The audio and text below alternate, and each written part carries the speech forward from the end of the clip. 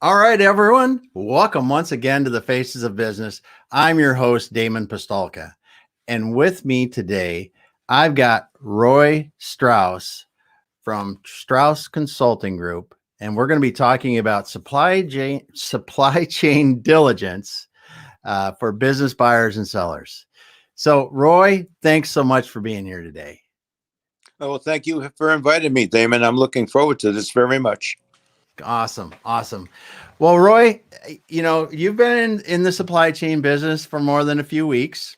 So I always like to let somebody kind of explain how you really got into the supply chain consulting business. And then we can talk about some of the things that you've seen develop over the years and some of the things that, recent developments and other things like that. But let's start by understanding a bit more about your background and how you got into supply chain. Sure. Thank you, Damon. So I'm going to talk a little bit about my early history. I got my first real job, and I was always a numbers guy. So the company hired me for purchasing and inventory. And a couple of months later, they hired a warehousing consultant. This was going to be the first of three we hired over the 10 years we were going to be there. I had the good fortune to experience hypergrowth. We grew tenfold in 10 years. That's nice. Yeah. And so what happens is I'm working with this experienced consultant, and I don't like anything he's doing. And this project was so important that I reported directly to the president. Yeah. I said to him, I don't like what he's doing. And the president said to me, you didn't know what a pallet was 3 months ago. Go learn something. Well, Roy doesn't take kindly to that. Yeah. So I started taking notes. A few weeks later, I gave him my notes. We were going to long July 4th weekend. I said, just do me a favor, read my notes. And he comes back after the weekend and says, I don't know what's going on here, but the kid knows more than a consultant. He's running the project. And this is how I learned that this is what I was born to do. And I will get into it a little bit because it's really going to affect things I've seen that I don't see elsewhere for people buying and selling businesses, as well as supply chain in general. Okay. Yeah. So we, like I said, we hired other consultants later, but it's about 3 years later. And the president calls me in and says, well, you screwed up, Roy. I said, how'd I screw up? He says, well, we had a 5-year growth plan and we outgrew it in 3 years. So I said, Yep. Roy being Roy, I said, good, don't sell so much. Anyway, what that really meant was, excuse me, that was the other guy's growth plan. So I said, look, let me know what you're trying to accomplish. Give me a growth plan. Tell me what the resources are, and I will get back to you with a plan. And I got back to him with, you can't do it. He goes, what do you mean I can't do it? I'm the president. I said, the resources you're allocating is not enough to hit the speeds we're looking for over the continuum to always have the right space, the right equipment, the right staff, the right IT resources, and the right systems and processes. So as we grow through that growth continuum, when volumes go up every year, we keep our customers happy. You either Yeah. scale back the plan, or we increase the resources. Yep. Okay. So that became the operational growth plan that came out of my head back in 1975. Okay. And it's still in use today because how many companies you visit, what happens with the operational growth plan is we do modeling and they see 10% a year for 5 years, 7% a year for 8 years, whatever, what it's going to look like. Again, how much space, staff, equipment, process, and IT to be successful. And then the client picks something that's manageable. They participated in it. And then what happens is I create exception reports. Let's say to hit the speed you require, the third year you need automation. You don't need it until then. You start growing sooner. Well, my report is saying to you, exception report, start acquiring sooner. Let's say we're about to go into a recession. Well, look what's happening. You're going to see sooner that things are slowing down. You're going to stop spending money before the competition. Mm-hmm. Why is this important when I'm looking to buy a building? Well, you're going to buy a building, and let's say it's 200,000 square feet, and you have 10%, you have 20% to grow into. Okay. And this is the business you're buying. The building comes along with the business. Well, for all you know, you can outgrow that building next year if you haven't created an operational growth plan to see what's really going to happen and Mm-hmm. know what resources you're going to need. Okay. So do you really want to buy a business where you think you have enough space and then a year later you have to either expand space, take additional space elsewhere, or, I hope you didn't buy the building because Yeah. be too small for your whole life in the building. Yeah. The operational growth plan is so essential in understanding what you're doing in terms of the space. Now, Yeah. once we're talking about the building itself is part of the profit center. Okay. You could have two buildings with the same exact footprint, 200 by 300. Okay. Well, one has column spacings that support your rack layout. The other one doesn't. One has docks in a favorable place, so many of the product can move quickly from the dock to the rack and back to the dock again. Others, you may have to travel 100 feet before you even get to the rack. Yeah. A good building for distribution, everything that sells fast is right opposite the dock door. A Yep. good building for a manufacturer is I receive it, I store it, work in process, store it, finish manufacturing, staging, and shipping out the door. So in the latter case, I want a building that has doors on the opposite side of the building, and I want it to be longer. In the first case for distribution, I want the doors to be on one side. What good is it having doors on the opposite side of the building if fast, medium, and slow moving product all have to travel that distance? Mm-hmm. I want the doors on the wide side of that building, so as much rack as possible is opposite those doors, so the fast moving product travels the shortest distance possible. Yep. Okay. And again, what we do is we have building checklists. Several things happen with people I work with. First of all, and we're going to get more into why just beyond growth and the building. But most of the people I work with, they'll call me in to look at the operation with them and critique it before they'll buy it, help them with the due diligence. My clients who are going to buy a business, and even just as important, you own a building or you have to get a new building, you're out of space. I have my building checklist that covers all those things. It, Mm-hmm. facility sizes to support growth. The configuration, is that right? Are the docks in the right place? Column spacing, ceiling heights. You have special requirements, hazardous materials, security, so forth and so on. Yeah. And our analysis of the building, for people who are getting a building, but just as important, you're buying that business. Is the building part of your profit center, or is the building continually constraint management? And that's going to Mm-hmm. make a big difference in how profitable you can be in that business you just bought. Yeah, that's a great point, and it shows your background of understanding how to run a business and run a business that's moving products is key to understanding how to have an efficient warehousing operation, have an efficient supply chain overall. So, what are so when you look back at the projects you've done, what are some of the interesting projects that you go, boy, that was really fun? If I can, let me do a second add on to your original question, if I may. Very good, very good. Yeah, the second part of it is not only the building, but the product and the equipment that may be coming along. If it's manufacturing, you may have extensive manufacturing equipment. You certainly Mm-hmm. have very possibly conveyor, rack, forklifts, et cetera, et cetera. And what happens here is um, the key to success is what are you buying in terms of product, first of all?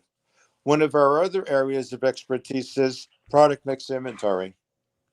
So when I first worked on that first job, I was a numbers guy, and I saw all the stuff we were stocking. My first job, Yeah, we couldn't sell it. Why are yeah, we stocking something we can't sell? The second thing I saw is the inventory plan was 3 months, and they did my numbers thing. We have 3 years, we have 3 millenniums. So over those 10 years and over the 38 years of my consulting practice, I started in January 1983. I developed what you have to do to be successful. So we have scientific formulas to determine what product you can sell successfully and what you shouldn't be carrying. Well, gee, if you're going to buy a business, don't you want to know that maybe 50% of what you're buying is not sellable? mm-hmm. On the inventory side, again, we said we had 3 months. We had 3 years worth. Again, I know why. I go into my clients and teach them, and we have monitoring tools so it never gets out of control again. But you're buying that business. Oh, good. This is a saleable product. They tell me the inventory model is 3 months. Well, you know what? It's really 3 years. Do I really want all that inventory laying around all that time? It's not it's killing my cash flow. It's Yeah. hurting business. So what we want to do, what happens is when I work with the client, okay, Warren Buffett's model, when he's buying a business, he's not buying stock, he's buying a business. He wants the best product with the best service with the lowest cost. So when we do the product mix inventory study, we get rid of a lot of stuff. Getting rid of stuff shrinks the footprint. Yep. Going through faster. Well, if I'm going through faster, it's less time. Less time is less people. Less people is less equipment. So by doing product mix and inventory study, we are streamlining the business because you're going through much faster. It's much less space and reducing costs for inventory, space, staff, and equipment. We just created Warren's model. You get the best product with the best service at the lowest cost. And you're killing the competition and you're beating it on cash flow. Yeah. If you're buying the business, this is clients I work with. But again, if I'm working with you, you're buying the business, we're going to look at that and say, do you want to buy this business versus this business? Because this business has all this extra stuff and this one doesn't. Or do you really want to pay $20 million for inventory when the stuff is only worth $10 million? Yeah. So it's a heads up on you're going to be putting a lot of money into stuff that you can't sell, and it's going to burn a large hole in your pocket. Yeah. Okay. Yep. And again, let's talk about the equipment. What happens again? What typically happens in a purchase agreement with inventory? The perpetual inventory says 10 million. We counted as 10 million. We got 2 million. 10 million. Let's go buy it. That doesn't work if 5 million isn't saleable. Yeah. Yeah. The equipment. The books say, well, we bought the equipment 10 years ago for $50 million. We depreciate it down to $30 million. There's the $30 million worth of equipment. Well, you know what? Maybe that equipment is obsolete. Maybe you can't compete anymore. Okay. And what we want to do is get the real value of the equipment and see what you're really buying for your money. Maybe none of it is usable for all you know. Maybe you can't beat the competition with that equipment, and you have to know. And what we're talking about is the building, the equipment, the inventory. What about staffing? Oh, wow, look at this. They're producing at this rate.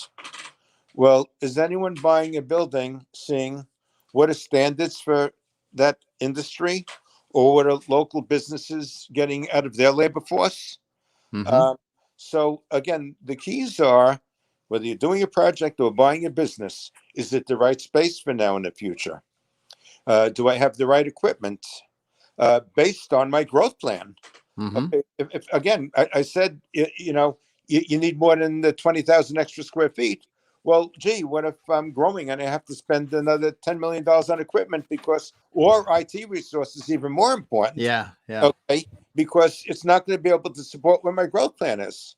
So you have to understand what your growth plan is before you even look at the business. Or if you're looking at the business, go back to someone who can help you with the growth plan to determine if the business is viable for you or not.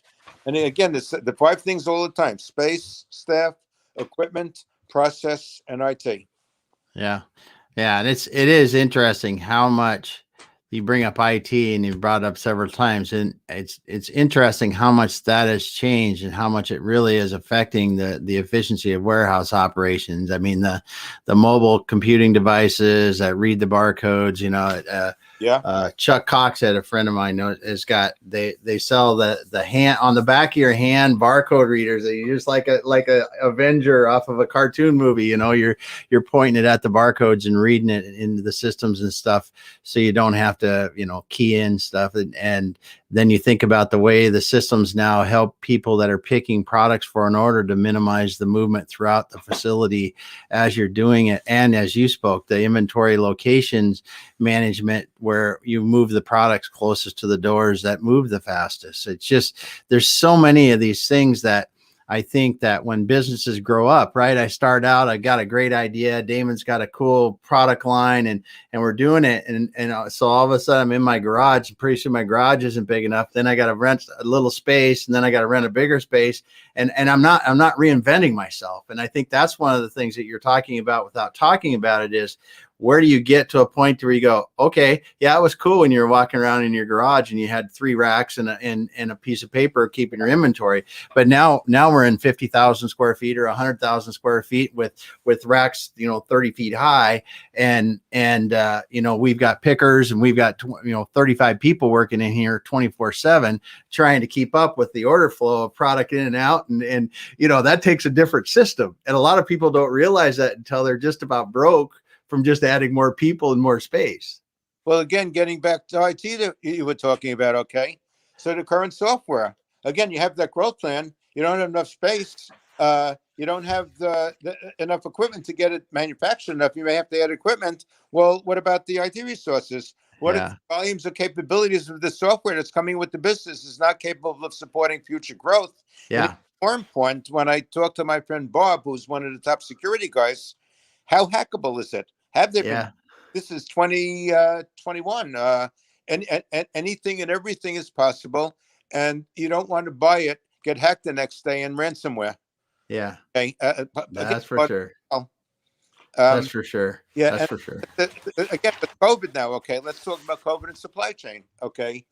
So I would go to a networking meeting 2 years ago, and half the people would say, "What's supply chain?" Yeah. Well, now they know what it is. They couldn't get toilet paper. They couldn't get a bicycle. They can't get a trip with their car, or they own a business and are selling the heck out of it. Now nobody wants it, or they're not selling anything, and now everybody wants it. And if the business you're buying doesn't have any systems in place, like we talked about before, with some predictability, you're going to buy it. At least the people that sold it to you had a history. You have no history, and these things are happening, and you're in a vacuum. Yeah. Okay. So it's even more important when you're buying the business that you increase exponentially your ability to, again, space, staff, equipment, process, IT, make sure you're handling it in the future, you're handling it now, and you're doing everything right. Again, it makes me cry. A friend of mine sold his business to somebody, and they messed it up that they had to sell it back to him at half the price because they couldn't run it. Mm-hmm. Yeah. And that happens. I mean, because again, I see this a lot too in business owners, especially people that start out in a business, right. And start the business. And I'm a plumber, or like I said, a product, and I develop it and it's small and it gets big. You can run it intuitively, right? You run it just because you've hit that. I've hired the wrong people. I've ordered the wrong stuff. I've lived through those nightmares over 20 years or whatever it is. Yeah. And someone comes in that buys that business. They haven't lived those nightmares and lived all through that. And they're on the other side of this thing with a loan that they've got to pay back on this business too, or whatever kind of way they finance this business, they've got to pay that back, plus try to make money in the business, plus try to learn how to run the business successfully. And honestly, that is one of the things that we see is most common, is that transition. People, they really don't understand what they're buying, and they really don't. They're the seller, while well intended, not trying to discredit any of the sellers, they've been able to build that experience level up, so it's almost like breathing. And the new buyer, it's completely, I don't care if you're in the same industry or whatever. There's business nuances that are going to make it way, way different. I said this to somebody that wasn't getting it. I got punched in the nose for you, so you don't have to get punched in the nose. I said that to them. Yeah. They weren't getting it. By the way, everything we're talking about is supply chain business. I don't care if you have a law office, whatever. How much space will I need? How many people? How many computers will I need? How big an office? Telephone systems? We outgrow them, okay? So the operational growth plan we're talking about works for any business. We just about the product in the rack and move into the office side of the building. So you could be buying a business that has no product at all, but understanding everything we talked about. Again, based on growth, we run out of office space. Well, Yeah. is there something next door? You're going to have to get a bigger space or have two offices. Okay, so everything we're talking about is applicable to any business, not just supply chain. Supply chain just lends itself the most because you have the risk of product, equipment, everything we talked about. Yeah. Yeah. So what are some things that you see changing in the supply chain that you think are kind of exciting? What's exciting is that we're finally being recognized as important. Okay. I, Yeah. I made a sales call to a major division in one of the major companies on the stock exchange. Okay. Everybody owns their stock. I'm not going to embarrass them. Okay. Everybody owns their stock. And this sales call is about maybe 20 years ago. Okay. And they didn't know how much product they had of each item. Yep. They didn't know which building it was in. And I'm making the sales call to the supply chain staff. Well, supply chain is part of the marketing vertical. Again, I don't care how much you market and I don't care how much you sell. If you can't deliver it, what Yeah. what's the sense of even having a plan if you can't execute? Yeah. Yeah. So now what we're told is we'll send it up to marketing. And again, this is 20 years ago. Marketing says, that's not so important. Forget about it. We want to spend the money on selling stuff. So Yeah. they didn't know what they had. They didn't know where it was, et cetera, et cetera. Would you buy a business if you didn't know what you had and where it was? It'd Well, be pretty tough. I didn't buy their stock after that.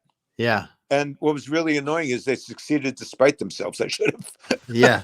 Yeah. Well, that happens. I think there's some of that happens, and it is, but the thing that you pointed out there is there's problems like this in every company. And I mean, Yeah. I don't think that the one thing is I think some owners and executives I don't know if it's afraid to look like they don't, haven't done or made some big mistakes or whatever it is sometimes, and they don't like to call in outside people to help. But honestly, the only way that you're going to get good at something is if you screwed up at it an awful lot. And, and that's Yeah. that's yeah, that's how you learn. And someone like yourself working in supply chain many years, you've seen it done wrong enough ways and seen it done right enough ways that you're bringing experience from many different operations, many different situations into to a business that has their experience in this one operation and doesn't have this more wider look. Yeah. In fact, let's talk about it in general. Okay. So you meet with the president of the company and he says, yeah, that makes sense. And then he goes back to the CFO and he says, we can't afford it. Or we go to CMO and he's a cover your ass guy, says, he's probably not the right guy for us. He goes to COO. The operation's running pretty well. You really want to waste money on that guy? And I call these guys the silent killers. Okay. Yeah. Okay. The guys that don't want you in there because A, they don't want to be exposed, or B, again, afraid of change, afraid of risk, cover your fanny. You know who those guys are. Yeah. So when I'm making that initial meeting, I'm insisting that all the key stakeholders be at the meeting. And if they're not going to be at the meeting, I postpone it. Yeah. Okay. Because what I have to do is, this is, again, a little bit different than buying a business, but really important, okay, to get businesses working right and getting the right people in the right place. So what happens is, again, I have everybody there. And we again, this is my case. Now, this is not Roy saying this is what Roy does. This is Roy saying to whoever's out there, think about what you do and how you're going to apply it to what you're doing. Again, whether you're looking at business, buying a business, running your own business, okay? So what I'm doing is I'm putting my hat on as a consultant before that meeting, first meeting, and what's anything and everything that can possibly happen. Then I've done all this stuff, okay? I put on the president's hat. What am I looking for? How can I get deep sixth? CMO, CFO, CIO, COO, and now I'm showing up the meeting and I'm ready for everybody, okay? So when I talk to the president about, hey, you're going to have an operational growth plan. No matter what happens, you're going to know what to do, how to do it, when to do it, and what it's going to cost you, which everybody should have and nobody does. Yeah. Okay. Yeah. Talking to the CMO, you can have the best product with the best service, the lowest cost. The CFO, we just reduced costs for space, inventory, staff, and equipment. The COO, we've just streamlined the operation. We've thrown nuggets at everybody. They have to be an idiot to say, no, we don't want to move forward.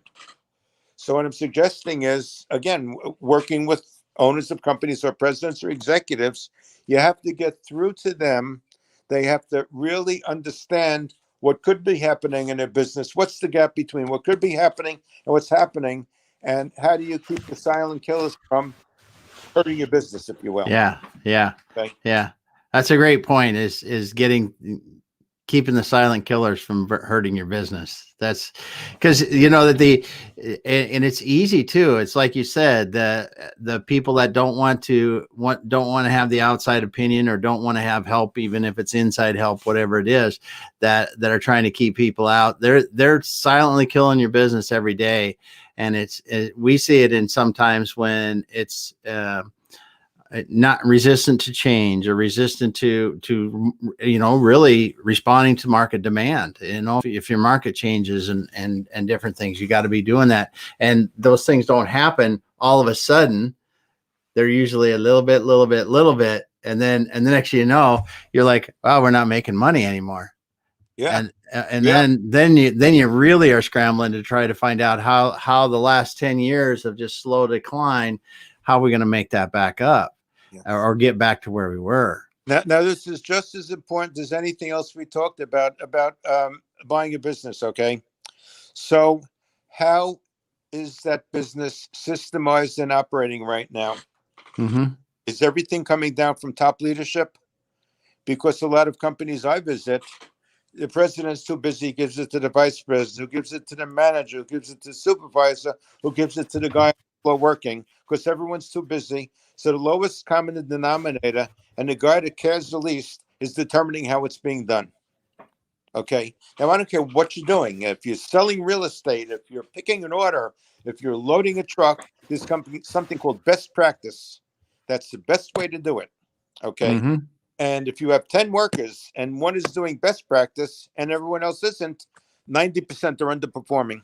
Mm-hmm. You want to buy a business where 90% are underperforming. Okay. So, and again, when you're looking to buy a business, you want to make sure that leadership has established a chain of command with delegation of responsibility, and you're going to step in and fill the spot that person had, or you're going to want to change how they pick orders and have a riot on your hands. Mm-hmm. Okay. It's so important, the culture of the company and how that happens. And this is what happened on one of the deals I went on, where I was working with the seller, and so the buyer's walking through, and I'll tell you what this came to in a minute, what it led to. The buyer's coming through, and they asked the supervisor, well, how does that work? And his answer was, hell the hell do I know? You think that guy wanted to buy that business? Okay, that's a glaring example of what I'm talking about. Leadership from the top, best practice, domains. The domain is the corporate domain. Everything else has to support the corporate domain, not this guy's department. This guy's family Yeah. life is more important than the business itself. So the corporate culture is so important. So that led me to, in addition to buying a business, well, you're selling a business. Okay. Hey, if you have $1 million house, are you going to have everyone say, hey, come take a look? Or are you going to stage it first? Well, if you're selling a business, you should be staging it also. Yeah. Okay. We talked about companies have dead inventory, obsolete equipment. Okay. Well, if someone comes along to buy your business and they really know what they're doing, they're going to say, I don't want to buy a business. It's got $10 million worth of dead inventory, or that equipment isn't any good, or, Yep. anything that could kill the deal. So you're staging it. So first of all, everything is clean and spotless. Second of all, anyone that they could possibly talk to is going to be trained how to talk to a person the way you want it spoken, not what's going to come out of their mouth. Okay. Yeah. Yeah. Now, also, let's say you do have some dead inventory. Well, what is the deal breaker for you? Okay. Well, if the guy says, I'm giving you $5 million less, which is dead inventory, and you can't take $5 million less, but maybe you could take $2 million less, then get rid of I say get rid of, you may be able to return it to a vendor, you may be able to sell it, you may be able to donate to a charity. Yeah. Remove $3 million of, we'll call it bad stuff that the buyer should not be seeing if you're selling the business. And then the $2 million becomes negotiable between the two of you, and you may be able to make a deal. But if Yeah. the gap is too big, you're going to, and someone knows what they're doing, And one of the bad things also is if you sell to someone that doesn't know what they're doing, that's going to be even more problems down the road, because they're just going to keep on complaining and so forth and so on, because they didn't know what they got themselves into, and they're going to come back to you all the time. Well, and it's like you mentioned, those it doesn't immediately. Yes, you may get a deal done, but what happens as far as the financing of most business deals, at least when you get into multi-million-dollar business deals and tens of millions, is that the seller is going to hold a note for part of this purchase price of the business. Well, that note is usually could be 15 to 30% of the business, sometimes more, depending upon what's negotiated.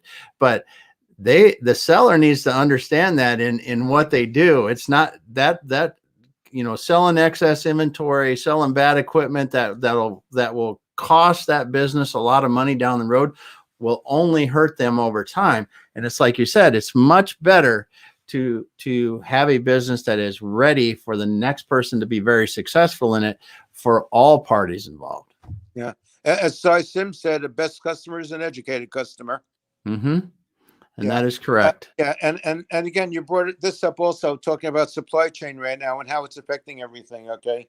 So like we said before, you're selling it like there's no tomorrow, and then people stop buying it, or nobody's buying it now. How many people wanted bicycles now because they're going to be riding in the country instead of taking a train into the city, whatever. Yeah. And again, if your system, you can control it. It's beyond control. You can tell me anybody in December of 2019 that's going to tell you in July you can't buy a bicycle. Yeah. You show me that person, I'm going to hire him, to run my business, or her. I'm sorry. Yeah. And so what's going on here is, again, if you're prepared, if you're systemized, if you have your growth plan with monitoring systems, so at least you get it as early a heads up as possible. Yeah.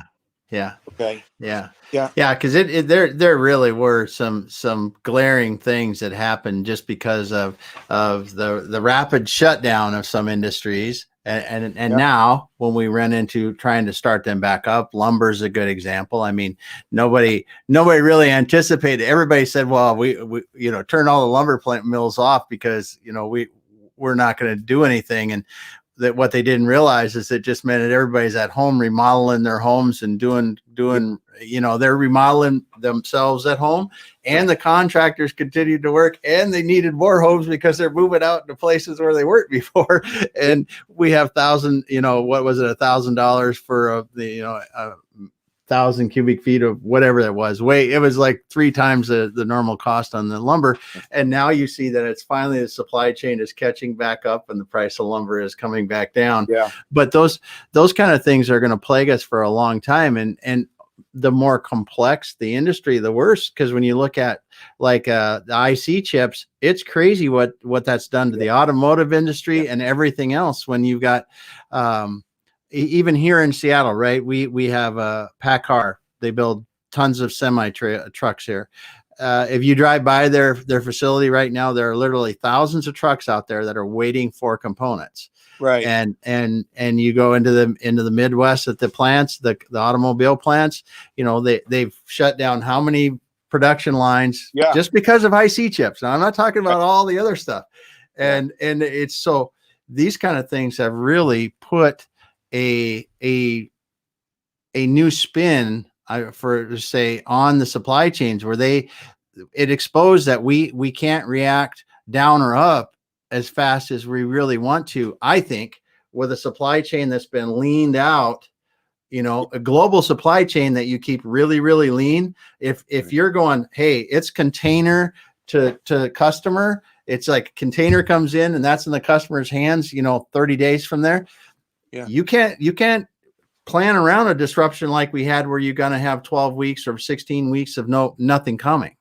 Well, look what happened to Apple, where the province in China where they made the Apple products had the biggest case of COVID over there. Apple should say, I want this, I get this. Apple couldn't get their products. Okay. So if Apple can't get it, what's going to happen to you? Yeah. Yeah.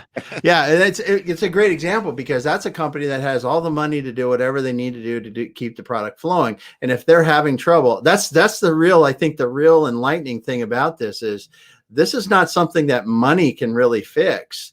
Maybe in new systems and better thought around the overall supply chain, but it's not something that can be fixed easily by money because it would have been already in some of these situations. Yeah. Now, Yeah.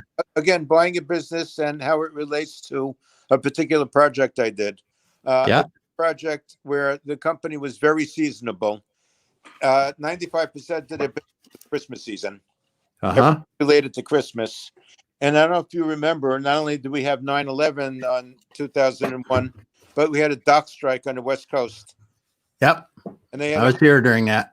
They had 100 containers sitting out there. They couldn't get their product for the Christmas season. Yeah. They barely survived. Okay. Barely. Okay. So now what I work with my clients is have a backup source in the States. I don't care if you don't make money. You can't disappoint your best customers because they'll go elsewhere. Yeah. I don't care if you lose a little money. You're in the game. This guy had nothing to ship anybody. The 100 containers were sitting in the. Yeah. Okay. Yeah. So the business you're buying also is how well. What are their emergency plans? Okay. Yes. Do they have an emergency plan if there's, again, California, there's a fire up the road or a hurricane Yeah. New York or whatever. So just as important also is, and you're going to learn about the company you want to buy if they have these things or not. Smart companies will have disaster plans or emergency plans. Okay. And that's honestly what I think happened a lot when COVID first hit is that there's people that got lackadaisical about that. And especially when you look at PPE items that they couldn't get in the hospitals and stuff, because those kind of low cost items have traditionally been moved offshore many, many years ago. And we've just lived with that. And it's happening in the background. And most people that pick that product up and use it every day don't realize what it took to get that product here or how tenuous that supply chain is to get that product there. Yeah. I mean, I did work for People Express Airlines for 2.25 years. Among other things, I was part of the team that designed the software used to run maintenance. They were 3.5 years old. They didn't know which parts were on which planes, which is no. Yeah. So we tracked every 52,000 parts on every plane and every terminal and every warehouse in the country. But just as important, the most important thing, you had to keep the planes flying 24/7. And if the plane in 1984, 737, the smallest plane in the fleet, if that didn't fly for 24 hours, it cost them $75,000. Yeah. Plus revenue, paying the staff, fines from the FAA, et cetera, et cetera. So the name of the game was keep the planes flying, and everything I designed in the software was meant to do that. So again, buying the business, what is the success, and how prepared are they to make sure that happens? That, in addition to disaster plan for making sure what's key to the business is always going to happen after you buy. Yeah, that's a good point. That's a good point. So as you're looking at companies now, what do you think they learned going through COVID that they're going to be changing? That's actually going to sting bad enough. They go, okay, we're changing this because it's just not going to happen to us again. I'm not, I don't, like he just won the swimming medal and he goes, it didn't sink in yet. Okay. Yeah. Yeah. Okay. I see what you mean. For a lot of these companies, it didn't sink in yet. What I have learned and seen is that people are changing the business models. They're learning how to work virtually. Okay. Yeah. How to work remote. They're remodeling the business, et cetera, et cetera. I'm seeing a lot of that now. I'm not seeing so much. I'm sorry about that. Yeah. No worries. No worries. Close the door? No. That's no worries. It's good. Okay. I can't hear it, so we're good. Oh, good. Okay. Yeah. Yeah. So what I'm seeing is companies are changing the way they do business forever in response to what's happening right now. And it's not a master plan. This is what we have to do to survive. Hey, this worked. Let's do it some more. Okay. It's not really they planned it. It just happened to them and they're going to roll with it. Yeah. Let's call it learning curve on the fly. Yeah. Yeah. Okay. Uh, Yeah. Again, the companies I speak to, oh, we haven't. Again, it's too soon. We're still in it. Yeah. Okay. Yeah. Yeah. Have to reflect what happened after it happened and say, okay, this is how we have to remodel the business moving forward. But it's that instant response that's the difference between who's still here and who's not here. Yeah. Yeah, that is, and you're right. There's a lot of businesses that aren't here now that were here a year and a half ago, and it is because of their response and how quickly they could respond. Even in the industries that were hit hard, there still were people that at least made it through or even thrived if they made the right changes. And that's interesting that you're seeing that it's really we're learning on the fly yet and just kind of rolling with it. And not making some definite plans based on this. Yeah. Well, in my consulting practice, for instance, okay, supply chain consulting, we do the growth modeling, we do the product mix and inventory, and then we do everything on the other side of the wall in the manufacturing and distribution center to get the optimal customer service at lowest cost. The building should have optimum throughput. Every job should be based on best practice. Everything is based on turning the distribution or manufacturing center into a profit center. Okay. Mm-hmm. Well, what we start off with is uh, when we do a project orientation, go down, meet with the owners, learn about the business, and then take a walkthrough, etc. I, Yeah. I can't do walkthroughs right now, or certainly a year ago, because Yeah. you weren't going into the building. So what we did is everything we could do virtually. We did Yes. the growth plan and we did the product mix inventory study, and they could start fixing all that stuff. And as it allowed before this delta variation, then I started to go down and visit the businesses Yeah. and put our feet on the ground to get the thing get the get the thing running. But again, do it again. So what I learned is do whatever I can do virtually. Yeah. And in some cases, in some cases, I had them walk through the building with a little. Yeah. With the iPhone, you could do a FaceTime call walking. We actually had buyers for a business take a facility tour with an iPhone, Right. and had people in the facility give them the tour because they couldn't go into the facility, and that was it worked out actually fairly well, and the deal was successful, and it's just like you said, people are figuring out what they can do and how they can continue to move on. With the challenges, and that's what we should do. And I think it's going to be interesting though, the long-term effects of this, because I think your suggestion of having an onshore or a domestic supplier for critical products is going to change. I interviewed Harry Mosier from the Reshoring Initiative last week, I think it was, and Harry's been talking about this for a number of years, and he really likes us to look at the total cost of ownership in a product. So we're not just going, it's a $5 part and it's a $3 part, but I've got to have twice as much inventory and my risk in my supply chain or whatever else you're doing, because there's a lot of other factors. But we were discussing this very thing, and that the global supply chain, there's some of it you just can't have that tenuous anymore, and be out of product, like you mentioned with Apple or somebody like that, where they just can't get it. Yeah. Well, there's also other parts to it. Okay. Do I really want to find backup in the U.S. for everything being produced in China for my whole product line, or only find backup for the A movers, the fastest movers? Yeah. Customers must have. Yep. So what do I have to have backup for? I have to have backup for my A movers because you have to have them, or you're going to lose it to the competition. Yep. I also have whatever product, whatever it is, A, B, or C mover for my A customers. Yeah. Okay. So two things: what sells the most to everybody, and what are my best customers buying? That's a good point. Yeah. Get back up to that. So, like the 20% of those customers are 80% of your business. The 20% of those products are 80% of your sales. This is true. Get back up for everything the 20% of the customers want, and get back up for the 20% of the product, or 25% that sells the most. And that'll hey, we're moving. Let's say we're moving a building. Okay. What I want is duplicate inventory of the A movers in the next building before we move. So if there's a strike on the bridge and we can't get the product there, we can still open a business with the A movers. And Yeah. it's the same thing. Also, when you're taking the buyer to the business, okay. Hey, if they do have overstock, A movers, no B or C movers. Yeah. Yeah. That's a great point right there. If people that were selling a business just made sure that their overstock was primarily in stuff that they know they're going to sell, it's just a matter of a little more time. That would be wonderful. Well, Yeah. actually, when we do the product mix study, we're telling them only keep what you can sell. Yeah. But in this case, of the ones you sell the most. Yeah. Yeah. Good stuff.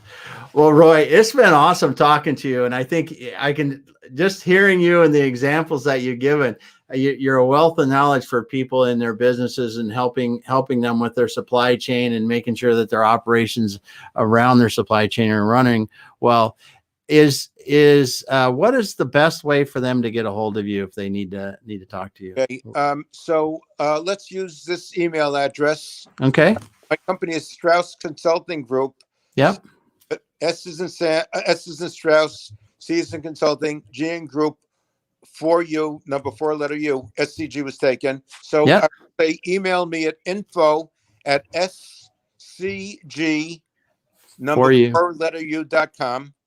Okay. And if they want to go to my LinkedIn, just go into LinkedIn and put in Roy Strauss. Very good. Okay. I have a long link, but who cares? And if they would like to call, the number is 201, my office number, 201-337-7108. Okay. Well, Roy, it was awesome to have you on the show today and get some of the nuggets of wisdom of working in the supply chain like you do.